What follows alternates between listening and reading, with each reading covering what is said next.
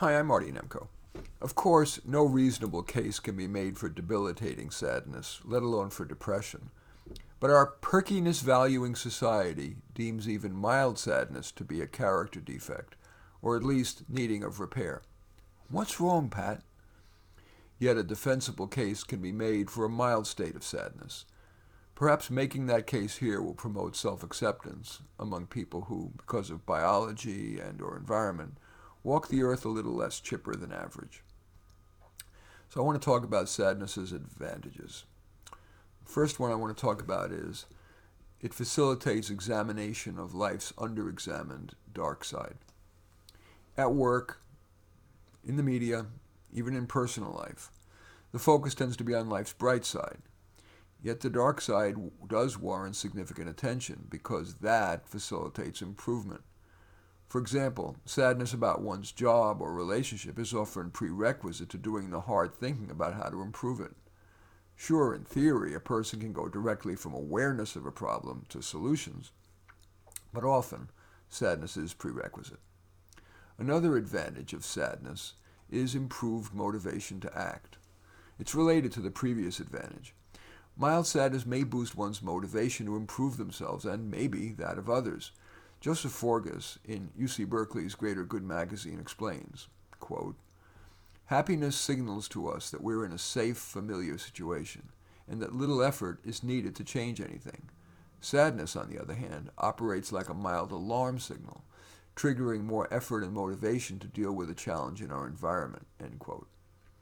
He goes beyond a priori reasoning to point to a series of his studies that found that people are more likely to persist on difficult tasks when first shown a happy movie than when shown a sad one.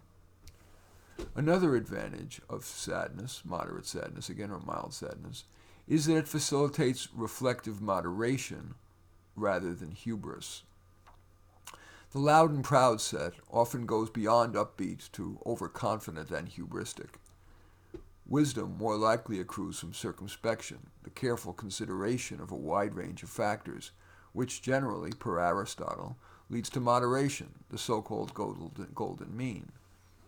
A state of mild sadness is more conducive to that than is ebullience, let alone zeal. Another advantage of mild sadness is that it encourages appreciation of life's small goods. The person with an upbeat baseline needs bigger pleasures to rise further, maybe jewelry, a new car, a fancy vacation. In contrast, the mildly sad person may more likely feel better from the small. For example, staring at a flower's incomparable beauty, the sound of music, a bon mot, a dog sidling up, the smell of freshly cut grass, the taste of ice cream. Another advantage of mild sadness is that it facilitates attention to other people. Happy people tend to be bubblier, eager to talk about what they're happy about.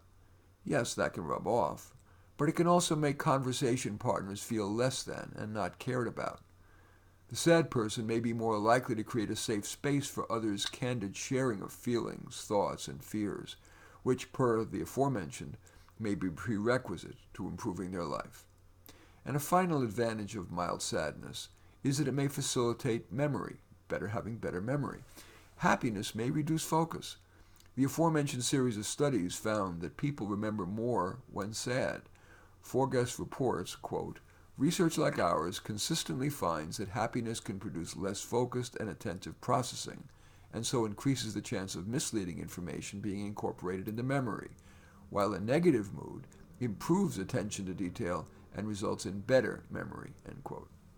Again, of course, persistent debilitating sadness, numbness, and lack of motivation require attention, usually with a professional's help. But mildly sad people, rather than feeling defective and needing to improve, may have reason to feel, well, happy. In any event, I do thank you for watching. I'm Marty Nemko. I welcome your thumbs up and accept your thumbs down. I always look forward to your comments. And I'm happy when you, speaking of happy, when you hit the share button below and share on social media so that my efforts have greater impact. And of course, I'm flattered if you subscribe to my channel. In any event, I do thank you for watching. I am Marty Nemko.